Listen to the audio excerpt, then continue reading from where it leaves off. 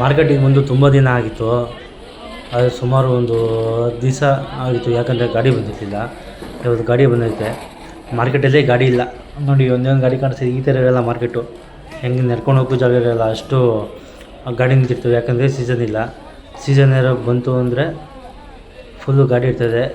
ಇದೇ ಥರ ಮಳೆ ಬಂತು ಅಂದರೆ ಈರುಳ್ಳಿ ಎಲ್ಲ ರೇಟ್ ಜಾಸ್ತಿ ಆಗುತ್ತೆ. ಬನ್ನಿ, ಇವತ್ತು ಗಾಡಿ ಬಂದೈತೆ ನೋಡಿ stock.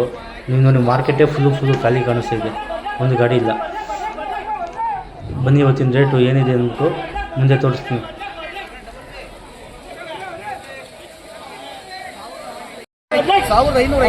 Super super super super ಬರ್ರೆ ಬರ್ರೆ ಬರ್ರೆ 1550 ರೂಪಾಯಿ. ಹಲೋ,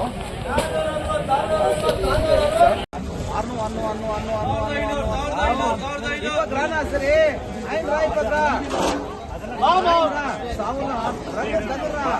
ఏం కావాలి?